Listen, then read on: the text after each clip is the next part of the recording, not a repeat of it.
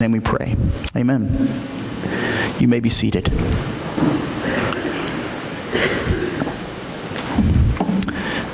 Good morning. Good to see you all here today. We're finally winding down summer. We're finally getting done with vacations, or maybe some of us are just getting ready to start to go on vacation soon. But regardless of which, it's great to see you here today. If you are new with us and you're visiting with us, I want to make you feel especially welcome today, and thank you for spending your weekend with us here at Burnside. And we hope that you're blessed as a result of being together with us, studying God's Word. If you would, please take those black attendance pads, and they're located at the end of your pew, and just sign your name, your family's name, and pass it down to your neighbor next to you so we can all get an idea of who's here today. That'd be much appreciated this morning. And if you would also please take your Bibles and open those up to the book of Nehemiah is where we're going to be. The book of Nehemiah. And that's in the Old Testament, and we're going to get to read there a story concerning this great man of God here in just a moment. For those of you who are new with us, or maybe in case you've missed a couple weeks and you're like, okay, what's going on? Well, we're still in a sermon series called Cleaning Life's Clutter. And the idea is that what clutter does for your home, I mean, think about your homes. When clutter is present in your homes, it's a mess. When clutter is present in your heart, it's a tragedy. Because what clutter does for your home, clutter does for your heart. Where clutter kind of creeps in and you can't find what you're looking for, you can't find what's important because you got all this other stuff that's kind of crowding and pushing things to the side. That's what oftentimes happens with Christ. And our goal through this sermon series is to keep Christ at the focal point, keep him at the center of this, so that we can do what we've been called to do, and that is to worship him. And so we're trying to remove some of the clutter of life. And so far in this sermon series, we've dealt with some of the clutter. We've talked about stress. And we looked at the life of Moses and the life of Jesus. And the neat thing about God's Word is it's real. It's practical. These were two men, faithful to God. Jesus was God, but he was also man. And they dealt with stress. And they handled it so masterfully.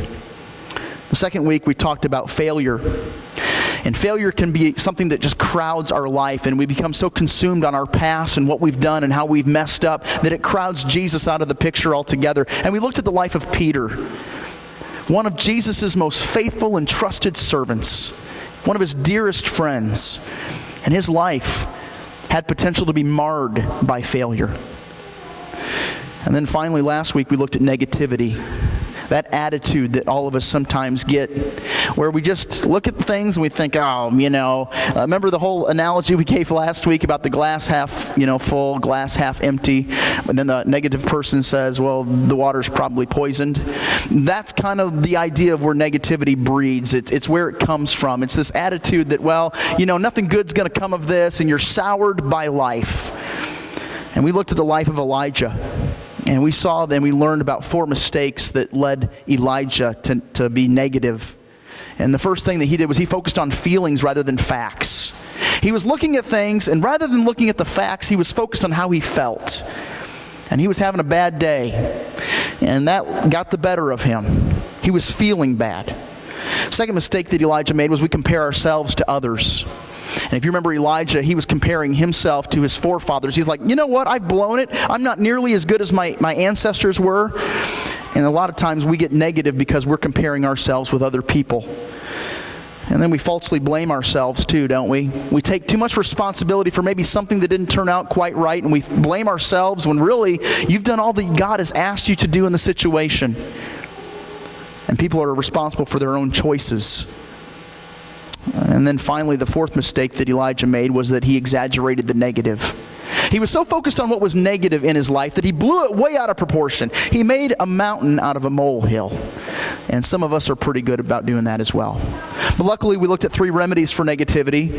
That is that you need to take care of your physical needs first. Get some rest. Remember Elijah, his remedy for negativity? He took a nap. Remember that? He was like, oh, this life is horrible. And then he lays underneath a broom tree and goes to sleep. And then when he wakes up, an angel is there with some food. And he's like, hey, eat this food. So he eats. And then he goes back and takes another nap. And then he wakes up and he eats some more. But the lesson is this: take care of your physical needs. That's going to help you be a lot less negative on your outlook of life. Maybe if you're grouchy and you're negative, go take a nap, okay? Just not during church, all right? Okay.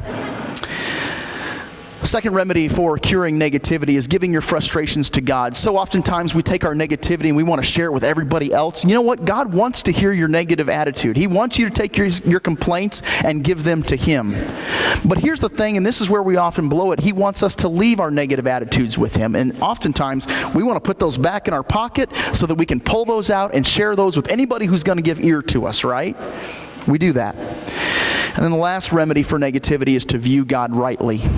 View God rightly. And you remember God told Elijah, hey, get yourself in that cave because I'm coming. And all of a sudden there was an earthquake, but God wasn't in the earthquake. And then there was a fire, but God wasn't in the fire. And then there was this big wind, but God wasn't in the big wind. Where was God? In the gentle whisper. That's what happened with Elijah. And so too, I think sometimes if we're negative, we've got to start viewing God rightly. We've got to back up and be reminded that, wow, God is awesome, and He's in control of my life. And the situations I find myself in, well, God's bigger than that, okay? God's bigger than that. Well, today we want to look at the clutter caused by discouragement.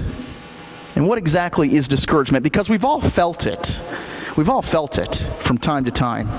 Discouragement is despair. It's hopelessness.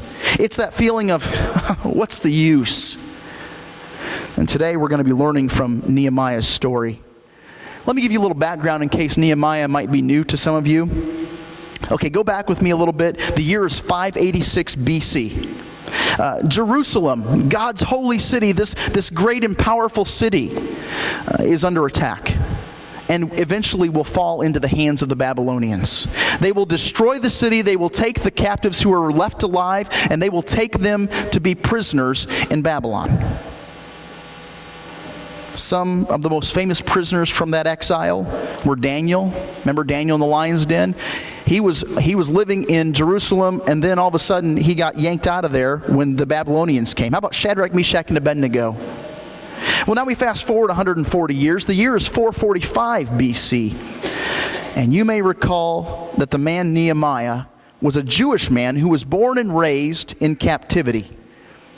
But even as he was, a captive, he had a very prominent position as the cupbearer to the king.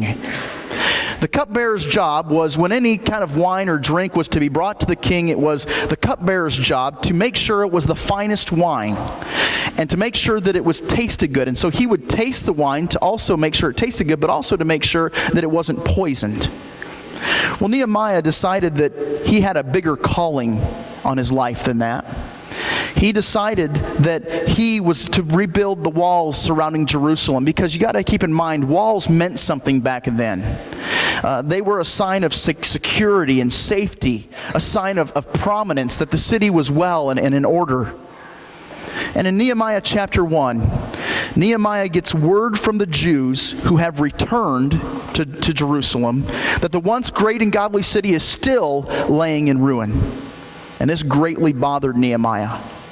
So much so that he prayed about it, that he fasted about it. God, what would you have me do? Well, in chapter 2, Nehemiah talks to King Artaxerxes and requests that he be able to go and rebuild the walls of his homeland. And the king gives him permission, gives Nehemiah permission to go and to rebuild the walls. In fact, not more than just giving him permission, the king supplies him with the necessary lumber, with the necessary protection he was going to need. And when Nehemiah arrives in Jerusalem, he sees that there's a lot of work to be done. And so in chapters 3 and 4, the wall building begins. And I mean, you got to keep in mind that these were walls that surrounded the entire city. And these were walls, not walls like a fence to keep your dog in your yard or in your property. These were tall, thick walls to keep the enemy at bay. And in chapter 4 of Nehemiah, the people start out on a very high note. Look at verse 6 of Nehemiah chapter 4. It says, "So we built the wall, and the whole wall was joined together to half of its height, for the people had a mind to work." The NIV translates it this way: "For the people worked with all their heart." And so things were starting off very good for them. They were starting off these walls. They were already halfway finished with the wall. It was all half as tall as it should be. But then something happens and the mood changes. Look down at verses 10 through 12. Thus in Judah it was said, the strength of the burden bearers is failing. Yet there is much rubbish, and we ourselves are unable to rebuild the wall. Our enemy said, they will not know or see until we are coming among them, and then we will kill them, and we will put a stop to the work. And when the Jews who lived near them came and told us 10 times, they will come up against us from every place where you may turn, and they are going to kill you. I want to pause right here just for a moment and point something out. Do you see the discouragement that's taking place with God's people? They had given this great, huge task, this God-given task that was godly, it was huge, it was God-glorifying. But what happens right when they're in the middle of it? They're halfway done, and they're discouraged. And that's usually when discouragement hits, doesn't it? When you're in the middle of it. What do you mean, middle of it, Mark? Well, whatever obstacle that you're facing, whatever mission you are trying to accomplish, it's right when you're to the halfway point that you begin to think, man, we're never going to get this done. I mean, the Israelites, the Jewish people, they looked around and they thought, well, wow, there's so much work still left to be done. And we've been working this long and have only gotten this much done. Man, this is never going to get finished. You see, that's what causes discouragement, obstacles, opposition. It's that overwhelming sense that what you are about to face is too much for you to handle. And so we need to learn about discouragement, what causes it, but more importantly, what cures it. And in the story of Nehemiah, as he is leading these people to build these walls, we learn that there are 3 causes of discouragement, but more importantly, there are 3 cures for discouragement as well. Here's the first of the 3 causes of discouragement, and the first is fatigue. Look at verse 10. Thus in Judah it was said, the strength of the burden bearers is failing. Man, I love that language. I think the NIV translates it the builders. But I love what the New American Standard Verse translates it. The strength of the burden bearers is failing. They were known as the people who took it upon themselves to carry this burden of rebuilding the wall. Those people had taken the responsibility to do something big, but they had worked themselves to exhaustion. They were just plain tired. They were spent mentally, physically, emotionally. And it's no wonder that they were spent. It's no wonder they were exhausted. Look down at verse 22. We learn about their grueling schedule. At that time, Nehemiah also said to the people, let each man with his servants spend the night within Jerusalem, so that they may be a guard for us by night and be a laborer by day. Let me ask you, how restful do you think your night is going to be if you got your sword with you and you're always kind of on the lookout of when the enemy might come and attack you? You're not going to be well rested. You're going to wake up and you're going to be fatigued. And when exactly were they supposed to have this rest that was so needed? You know, it's interesting too, maybe you've been keeping track. In this sermon series, we're talking about clutter. Think back of all the things that we've addressed. Stress, failure, negativity. Have you noticed that in each one of those sermons, one of the cures to each of those ailments is rest? Have you noticed that? That rest is what's going to cure a lot of these things that are coming in our lives. Because we are more susceptible to all of that. Stress, failure, negativity, when we're not well rested. And guess what? You're more prone to be discouraged when you're not properly rested at all. Think about it. You ever been in the middle of a project, and what a difference a night of sleep makes, right? You wake up the next day and you're like, we can get this done. We can do this. But rest, so important. Listen to me, sometimes the most spiritual thing you can do is just go to bed and relax. Or maybe take an affordable 2-week vacation. Hey, guess what? You probably read it in your bulletins. Lindsay and I, we're getting ready to go on vacation. I'm looking forward to it. We're heading out east. We're going to go stay 10 days with my aunt and uncle. They live in New Hampshire. We're going to look at some of the historical sites on the East Coast. Looking forward to it. You know why? Because everybody needs a break from time to time. Everybody needs to be rejuvenated from time to time. Everybody needs rest and relaxation. Be aware, the discouragement happens right about the midpoint. And that is why so many people leave so many projects unfinished. You got any projects left unfinished at home? You started something, didn't finish it. Why? Because you got discouraged with it. Things weren't working the way you thought they should work. Fatigue. That's the first cause of discouragement. Here's the second cause of discouragement. It's frustration. In verse 10, you can sense the frustration of the workers. The last half of verse 10 says this, "Yet there is much rubbish, and we ourselves are unable to rebuild the wall." That's frustration. The rubbish was getting in the way of the goal. You ever felt that way? You were trying to do something, maybe God-honoring, maybe something big, maybe just your day-to-day job, but there was something getting in the way of you achieving that task, that goal. Maybe it was a person. A person was the opposition that kept you from doing what you were called to do. Maybe it was a situation. Or maybe it was as simple as a piece of machinery that quit working right in the middle of the job you were to do. What frustrates you in this life? As I was preparing this week's message, 3 things came to my mind. The first is this, the frustration of a painful past.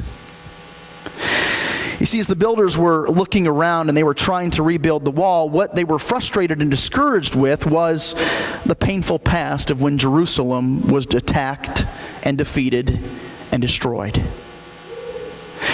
And I know that some here this morning are feeling defeated by something in your past. You have a painful past, and quite honestly, you haven't dealt with that past properly. And so as you tried to move forward and away from that, well, you're stuck. You're frustrated. You're discouraged. And for others, the past is the present. You know what I mean by that?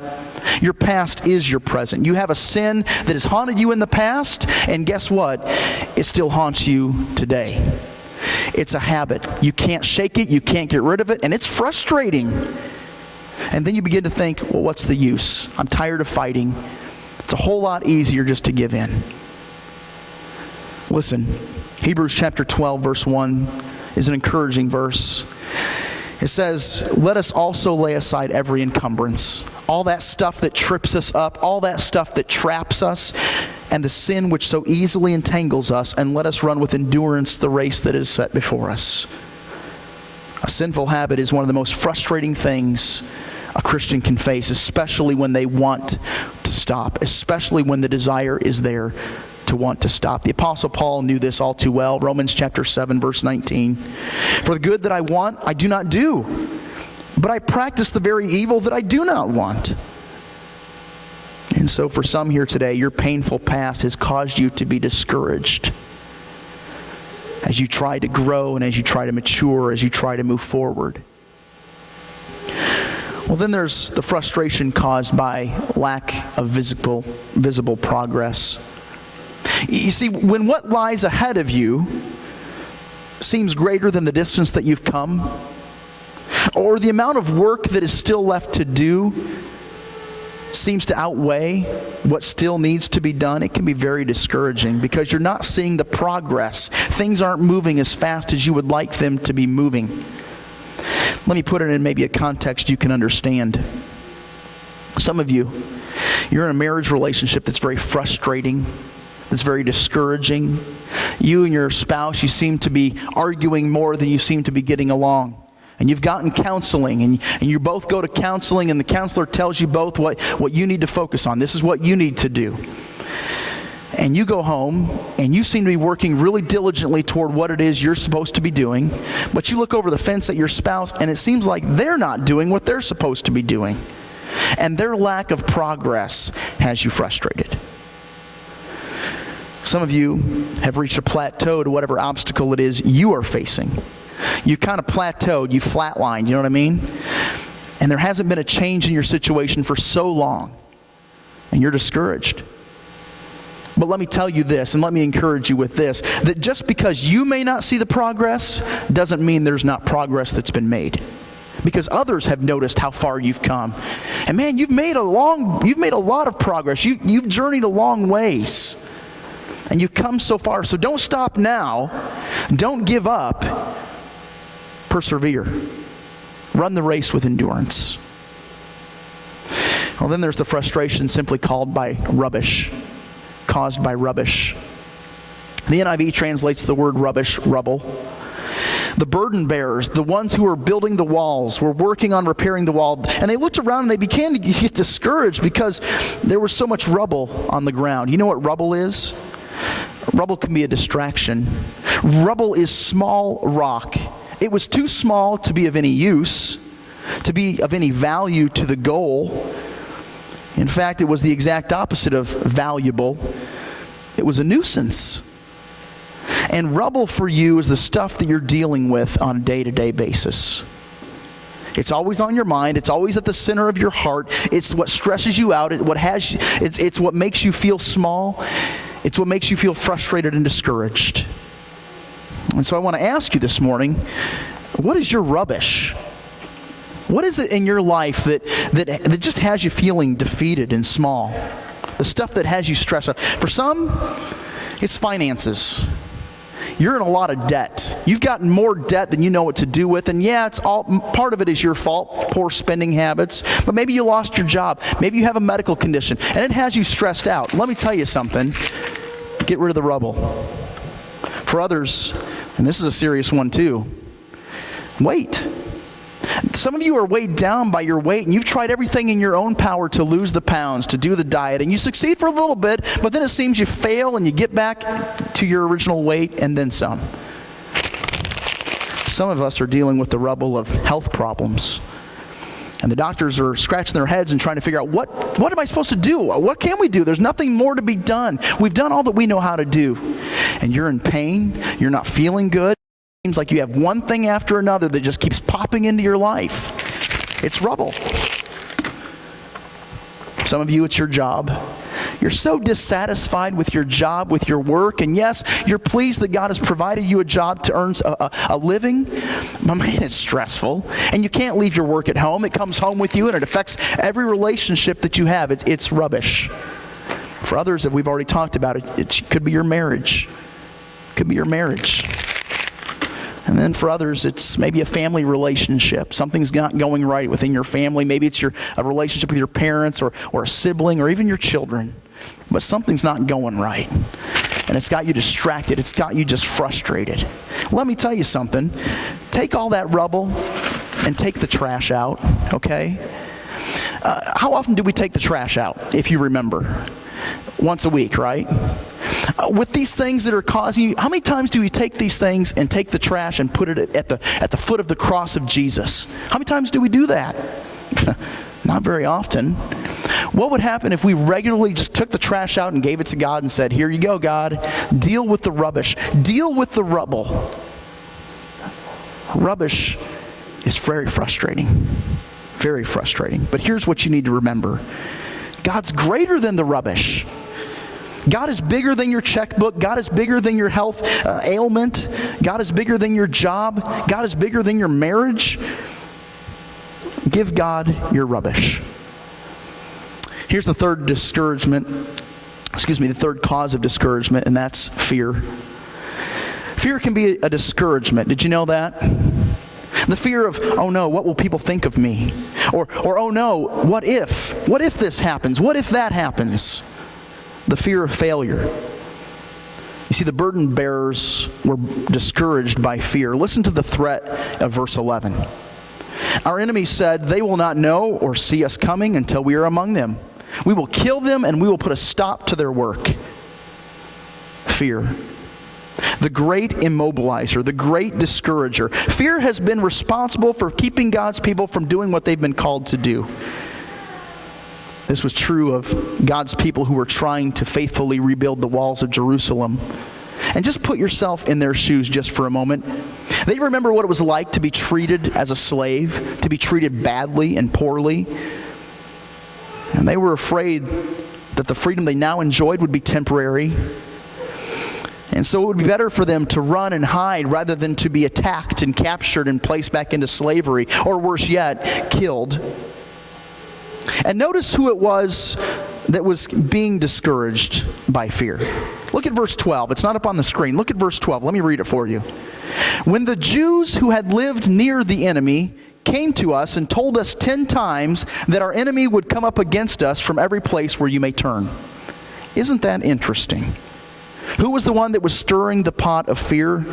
Who was the one that was causing everybody else to be alarmed? It was the Jews who were living near the enemy. Hey, some of you have been living far too long near the enemy. Far too close to the enemy. He's got you scared. He's got you doubting. And here's what you need to notice, that fear is contagious. Did you notice that? So as the burden bearers were discouraged by their fear, and they in turn discouraged others by saying, wherever you turn, they're going to attack you and kill you.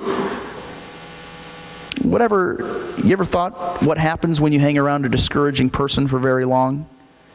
You become discouraged, right? Their fears become your fears. It was Franklin Delano Roosevelt in 1933, as he was giving his inaugural address to the nation. It was the height of the Great Depression. And in his inaugural address, he gives this famous quote. So first of all, let me assert my firm belief that the only thing we have to fear is fear itself. Nameless, unreasoning, unjustified terror which paralyzes needed efforts to convert retreat into advance. The only thing we have to fear is fear itself. You know why we have to fear fear? Because it's contagious. Because it spreads. It's damaging. And my question for you this morning is, do you have fears that are preventing you from developing and growing and maturing? Do you fear criticism or embarrassment? Are you afraid to take the big step and get the new job? Maybe it's a fear that you're not capable of the task. Or maybe it's a fear that you can't hold up under the pressure or hold it all together. Or maybe it's a fear that you have to be perfect. Listen, fear always discourages. Always. So how can I tell if my discouragement is caused by fear? Well, you have a deep, intense desire just to run, to bolt, to move in the other direction. You see, the natural reaction of fear is to always run. Didn't we learn this from Scooby-Doo? You guys remember Scooby and Shaggy? Scooby and Shaggy, whenever they were afraid, these mystery solvers, okay? Whenever they were afraid, they would make some excuse and they would dart in the other direction. They would see what was scary and they'd be like, oh, zoinks, you know? And then they would bolt in the other direction. In life, there are 3 ways that you can move when you're faced with opposition. Jot these down. 3 ways that you can move when you're faced with opposition. First of all, you can move against something in anger. You can butt heads with whatever it is that's making you angry, and you can move against it. Or you can move away from it in fear and back up and move in the other direction. Or you can move with it in love. Which way are you moving? So those are the 3 things that cause discouragement: fatigue, frustration, and fear. Now we move on to the cures, because if you're discouraged in life, here's what you need to do, and here's what Nehemiah did. The first cure for discouragement is this: reorganize. Find a better way. Look at verse 13. Then Nehemiah stationed men in the lowest parts of the space behind the wall, the exposed places. And then I stationed the people and families with their swords, their spears, and their bows. What Nehemiah said in effect was this: hey, we're going to get this thing organized. We're going to get a new system here. We're going to address the fears head on. You people go over there, and you other people, you stand over here and you keep watch. We'll get this problem solved. And when you get discouraged, don't give up. Instead, devise a new approach. Just because you're disheartened by something doesn't mean that you're doing the wrong thing. You can be doing the right thing, but maybe you're just doing it the wrong way. Was it wrong for the Jews to be building the wall? Absolutely not. It was the right thing, but they were going about it in the wrong way, and as a result, they became discouraged until they reorganized. Here's the second cure. Remember. I have a hard time remembering sometimes. How about you? Look at verse 14. I love what Nehemiah declares to his fellow people. He says, after I looked things over, after I examined the situation that was before me, I said to the nobles and the officials and the rest of the people, do not be afraid of them. Remember the Lord, who is great and awesome, and fight for your brothers and your daughters and your sons and your wives and your homes. What does it mean to remember the Lord? It means to remember the good things that God has given to you. If God has been faithful to you in the past and He's been faithful to you in the present, then it only makes logical sense that He's going to be faithful to you in the future. Think and consider and count the ways that God has been good to you. Remember your Lord, who is awesome and great. And here's the third cure. Resist. Resist. Fight the gloomy outlook. For the Christian, the heart is where Christ rules, right? We invite Jesus into our hearts, and our hearts belong to Him. But here's the thing. The mind is where Satan plays. And it starts by little whispers in the ear. And so what you and I need to constantly do is to fight the discouragement that Satan wants us to feel. Hey, I want to take time this morning and I want to show you a video. It's about a 4-minute video, so be patient. It's worth your time. This story is about a man who's in his 30s by the name of Nick Vajurczyk. And this man was born without any legs or without any arms. He was born in Australia, but he currently lives in California. And at the age of 8, Nick came to a very real conclusion. At the age of 8, he was pretty discouraged. He, in fact, tried to commit suicide at the age of 8, if you can believe that. But God got a hold of his heart and reminded him not to be discouraged, but that God was going to use him in a very powerful way. And this video is going to share with you a little bit about how God is using Nick.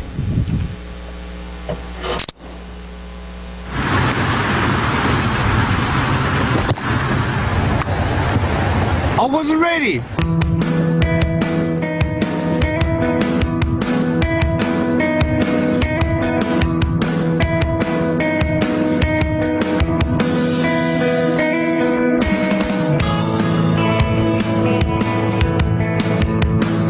I have no arms and no legs, but I'm very thankful that I have my little chicken drumstick here. People freak out when they see me for the first time. It's so cool. I was at a water slide all by myself. Everyone obviously at the bottom of the slide is looking up and waiting for other people to come down, and here I come and they're freaking out. They're like, you know, like this. And I was so tempted to look at myself and go, what happened? You know?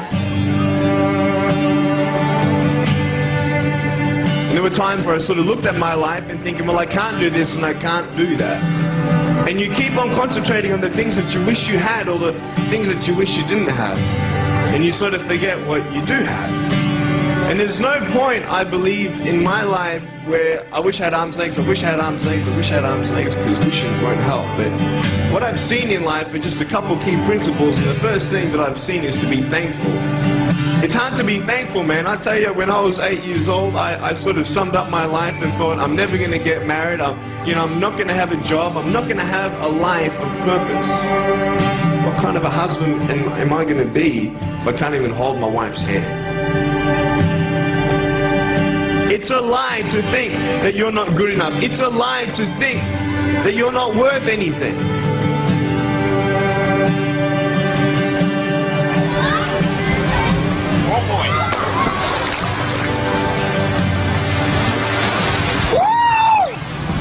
I can't feel my hands.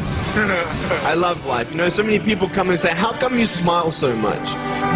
And I'm like, well, it's a long story. But it's very simple at the same time. You see, it's very hard to smile sometimes in life. There are things that happen that you don't know and you don't understand, and you don't know if you're going to get through it.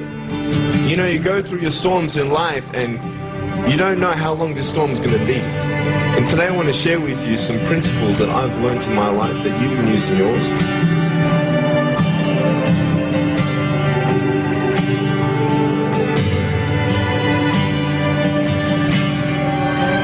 Being patient is beautiful. I tell you, it's the hardest thing. But I realize I may not have hands to hold my wife's hand, but when the time comes, I'll be able to hold her heart. I don't need hands to hold her heart. You know, it is scary to know how many girls have eating disorders. It is scary to know how many people are just angry at life because of their situation at home and angry at others. It's scary to know how many people actually feel like they're worth nothing. Every single girl right here, right now, I want you to know that you are beautiful. You are gorgeous just the way you are. And you boys, you're the man. On this DVD, I share my experiences in life of how I've overcome challenges and seen a new, fresh perspective in life. To be thankful, to dream big, and to never give up. I speak to children, youth, and adults about key issues and principles that I've applied in my life that has given me the strength to conquer all that comes before me.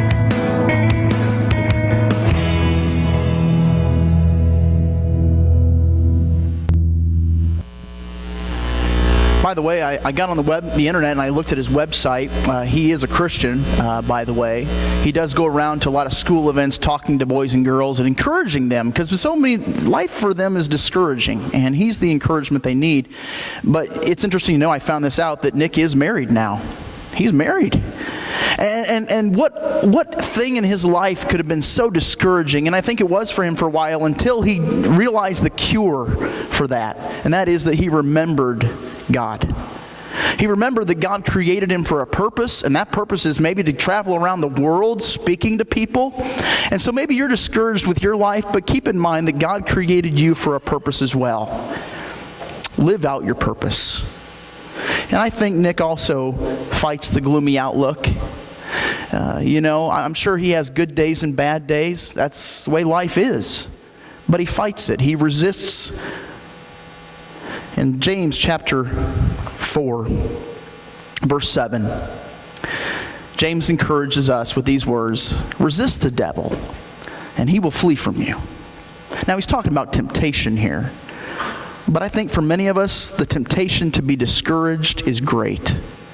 Because we look around this life and we think, man, there's so much that's wrong. There's so much that's not right. And I want to encourage you to remember the Lord and resist the gloomy outlook. We're going to come to our time decision here this morning. And as we're doing so, I want to encourage you and remind you that you don't have to be discouraged. Think about what encourages you. You know what encourages me here at our church? It's seeing you each Sunday. Did you know that? That's an encouragement to me, to see you guys here week after week, faithfully coming and faithfully serving the Lord. That's an encouragement to me. What encourages you as you live out your life? You don't have to choose to be discouraged, but rather focus on being encouraged and thank God for the things that God has brought into your life as an encouragement to you. We're going to stand together and we're going to sing our hymn decision this morning. And this is a perfect song, I think, to talk about this. Count your many blessings. One of the ways to battle discouragement is to remember how God has been good to you. And so as we stand together and as we sing this decision song, just think about how God has blessed you and your family. And if you have a decision that needs to be met, maybe you've never accepted Jesus Christ, your Lord and Savior, this time decision is going to be for you. We're just going to sing the first verse of Count Your Blessings. Let's sing together.